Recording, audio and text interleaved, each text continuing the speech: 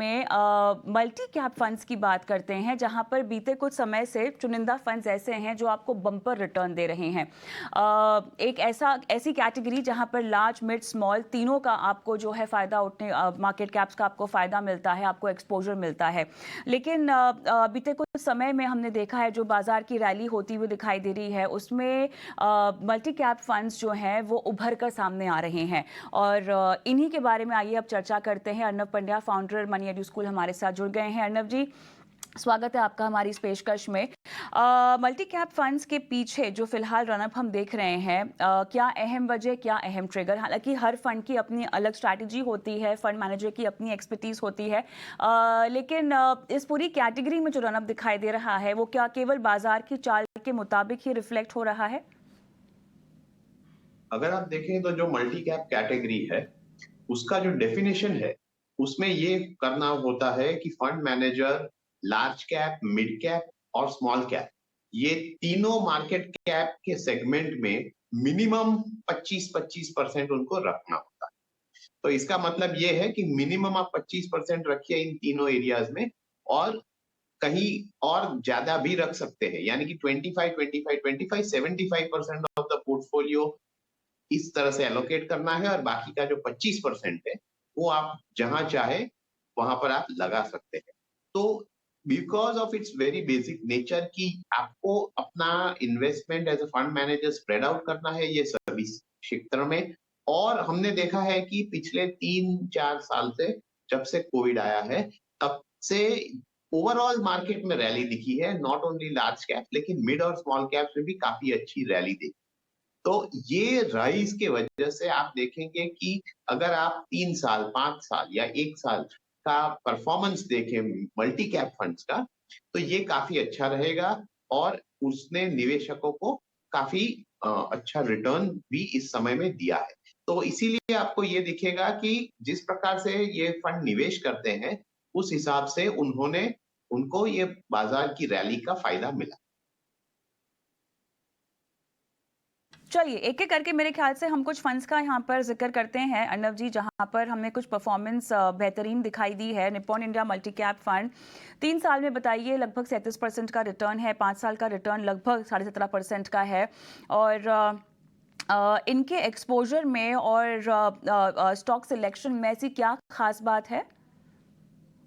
देखिए एक चीज, जब आप निप्पॉन मल्टी कैप के बारे में बात करते हैं तो ये जानना जरूरी है कि इसका जो एसेट्स अंडर मैनेजमेंट है, यानी कि जो पैसा वो मैनेज करता है, वो बहुत बड़ा है, 16,000 करोड़ के आसपास है। और ये अपने आप में एक चैलेंज हो जाता है, क्योंकि इतना बड़ा कॉर्पस में आपको जब एलोकेशन करना होता है, तब खास करके जो स्मॉल और मिड कैप कैटेगरी है वहां पर एक्सपोजर आपको, क्योंकि 25% तो मिनिमम ले जाना ही है, तो वहां पर एक्सपोजर के लिए आपको एडिशनल मेहनत करनी पड़ती है। तो फंड की स्ट्रैटेजी यही है कि उन्होंने कोई भी एरिया में एक्स्ट्रा, यानी कि कंसंट्रेशन रिस्क नहीं बढ़ाया है। उन्होंने काफी स्प्रेड आउट किया है। अगर आप देखेंगे जो टॉप होल्डिंग्स है वो 4% के ही आसपास है। दूसरी बात यह है कि ओवरऑल नंबर ऑफ होल्डिंग्स ये फंड के अराउंड 96 है, यानी कि काफी मात्रा में बड़े हैं। नॉर्मली हम देखते हैं कि इस प्रकार के फंड में 60 to 70 नंबर होता है होल्डिंग का, लेकिन क्योंकि साइज की वजह से उसने काफी सारे एडिशनल होल्डिंग्स भी रखे हैं। लेकिन क्योंकि ये फंड का जो स्टॉक सिलेक्शन है खास करके मिड और स्मॉल कैप में वो काफी अच्छा रहा है, इसीलिए इसने रिटर्न देने में आ, आ, काफी सक्षम दिखा है। और दूसरी बात यह है कि ये फंड में बहुत टर्नओवर भी नहीं है, क्योंकि नॉर्मली इस प्रकार के फंड में जहां पर फ्लेक्सिबिलिटी ज्यादा होती है, आप देखते हैं कि जो पोर्टफोलियो टर्नओवर रेशियो है वो हाई है, लेकिन ये फंड का रेशियो सिर्फ 33% के आसपास है। वो मेरे हिसाब से काफी लो है। चलिए, अगला फंड जो आपकी सूची में है जहां जबरदस्त रिटर्न मिल रहा है वो महिंद्रा मैन्युलाइफ मल्टी कैप को लेकर है। और 3 साल में लगभग 31.5% का रिटर्न अर्नब जी, और 5 साल में लगभग 19% के आसपास का रिटर्न। और उसके बाद Baroda BNP Paribas multi cap fund भी आपने लिस्ट किया है, 3 साल में लगभग 30% का रिटर्न, 5 साल में 15.5% का रिटर्न। छोटी एएमसीज हैं लेकिन चुनिंदा स्कीम्स इनकी जो हैं वो चलती हुई दिखाई दे रही हैं। बताएं इसके पीछे वजह, और क्यों इस तरह की एएमसीज की इन स्कीम्स पर निवेशकों का ध्यान नहीं जाता है? क्या इसीलिए क्योंकि ये बड़ी नहीं है और शायद इनकी पहुंच इतनी तगड़ी नहीं है? काफी बार ऐसा होता है जब निवेशक मात्र और सिर्फ बड़े एएमसी की तरफ जाते हैं, लेकिन जो छोटी एएमसीज हैं उनके पास भी एक एडवांटेज है कि उनके फंड्स भी काफी छोटे होंगे। फॉर एग्जांपल ये दोनों फंड जो महिंद्रा मैन्युलाइफ और बीएन बड़ौदा बीएनपी पारिबा का है, वो उन दोनों फंड के जो एसेट्स अंडर मैनेजमेंट है इस मल्टी कैप के वो 1700 करोड़ के आसपास है, यानी कि वो काफी कम होते हैं। लेकिन ये इस प्रकार के छोटे एसेट मैनेज करने में इस स्कीम में आपको दिखेगा कि जो पोर्टफोलियो टर्नओवर रेशियो है वो बड़ा हो जाता है, यानी कि हाई हो जाता है। और जो महिंद्रा का स्कीम है उसमें वो 100% के पार भी चला गया। तो ये एक चीज ध्यान में रखने वाली बात होती है निवेशक के लिए। लेकिन as far as in terms of exposure are concern, जो सेक्टर्स है इन इन दोनों फंड ने फाइनेंशियल्स को ही प्रभुत्व दिया है, यानी कि वही टॉप सेक्टर है। लेकिन महिंद्रा का जो फंड है उसमें कैपिटल गेन, कैपिटल गुड्स और जो बीएनपी पारिबा का फंड है उसमें एक थोड़ा हटके हेल्थ केयर को थोड़ा ज्यादा इंपॉर्टेंस दिया है पोर्टफोलियो में। और ये आप कारण देखेंगे कि क्योंकि इस प्रकार के जब अलग अलग सेक्टर्स के आपका होल्डिंग्स होते हैं और अगर ये खास करके मिड और स्मॉल कैप में चलते हैं, तब ये फंड्स अपना रिटर्न दिखा सकते हैं और यही हुआ है इन दोनों फंड में। एक चीज और ध्यान में रखने की जरूरत है, वो ये है कि महिंद्रा का जो फंड है उसमें फंड मैनेजर ने जो फ्यू टॉप होल्डिंग्स है वो as compare to other funds थोड़ा हायर एक्सपोजर लिया हुआ है। तो वो भी एक कारण होता है कि अगर ये जो टॉप होल्डिंग्स है वो काम करते हैं तो रिटर्न आपका ऑटोमेटिकली ज्यादा आता है, लेकिन उससे रिस्क भी बढ़ जाता है। अगले जो दो फंड्स हैं, आईसीआईसीआई प्रू का मल्टी कैप फंड और साथ ही इन्वेस्को का भी मल्टी कैप फंड, सुंदरम का भी मल्टी कैप फंड है जो आपने लिस्ट किया है। अधिकतर फंड क्या इस कैटेगरी में अच्छा परफॉर्म करते हुए दिखाई दे रहे हैं? और मेरे ख्याल से 3 साल का रिटर्न किसी का भी 30% से कम का नहीं है, अर्नब जी। नहीं, ये जैसे हमने पहले भी बात की कि ये फंड्स को बेनिफिट ये हुआ है कि ओवरऑल मार्केट में रैली रही है 3 साल में और सभी सेक्टर्स में रैली रही है और इसका सीधा लाभ ये फंड्स को मिला है। तो आप देखेंगे कि ओवर अ 3 ईयर पीरियड भी ये जो सारे फंड्स है उनका जो रिटर्न है वो एक शॉर्ट रेंज में है, बहुत बड़ा डिफरेंस नहीं है।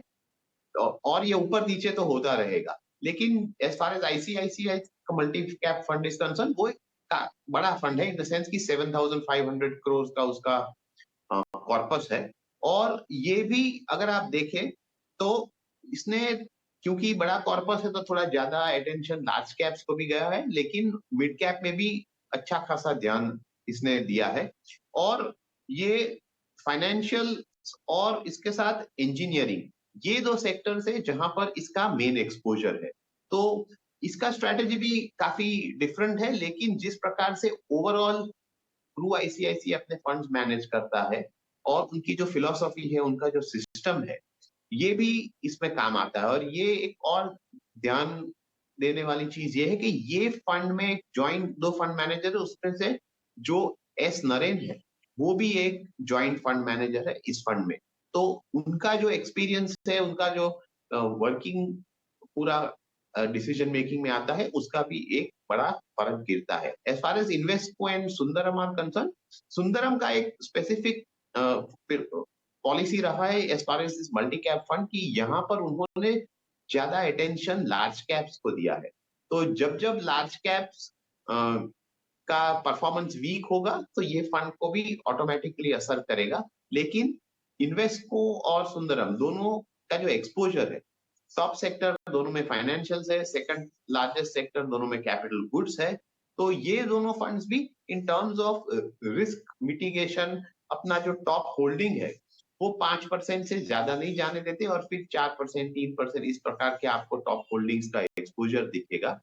और दूसरी बात यह है कि जैसे जैसे इन्वेस्टको में थोड़ा लार्ज कैप को कम प्रभुत्व दिया है, ओवरऑल मल्टी कैप कैटेगरी में देखें तो आप लार्ज कैप्स में ज्यादा आपको थोड़ा एक्सपोजर दिखेगा, क्योंकि फंड मैनेजर स्टेबिलिटी के साथ भी ओवरऑल जो एक्सपोजर है उसमें क्वालिटी नेम्स भी लाना चाहते हैं। तो ये एक चीज ध्यान में रखने की है कि मल्टी कैप फंड्स का जो फंड मैनेजमेंट होता है उसमें fund manager risk mitigation, plus उसके साथ ही किस प्रकार से मार्केट्स में अवेलेबल अपॉर्चुनिटी का लाभ लिया जाए, वो दोनों चीजें देखते हैं। और स्ट्रैटेजी थोड़ी-थोड़ी अलग होती है, लेकिन ओवरऑल जब आप समझते हैं कि किस प्रकार का फंड है और किस प्रकार से मैनेज किया जाता है, तब आपका डिसीजन मेकिंग थोड़ा ईज़ी हो जाता है। जी। चलिए, तो मेरे ख्याल से कुल मिलाकर मल्टी कैप को लेकर ये रणनीति जो आपको अपनानी है फिलहाल, हालांकि जो फंड्स बताए गए हैं उनकी परफॉर्मेंस आपको बढ़िया दिख रही है, इसमें काफ़ी हद तक बाजार की चाल वजह है। फंड मैनेजर्स की एक्सपर्टीज तो होती ही है, उनकी स्टॉक पिकिंग तो होती ही है, लेकिन इसके बावजूद भी आपके पोर्टफोलियो में क्या मल्टी कैप के लिए कोई जगह है या नहीं है, ये आपको सोच समझ के इसका निर्णय जो है वो लेना होगा। अर्नब जी, बहुत बहुत धन्यवाद, आपने समय निकाला और मल्टी कैप पर तमाम हमारे दर्शकों को इतनी बारीकी से जानकारी दी।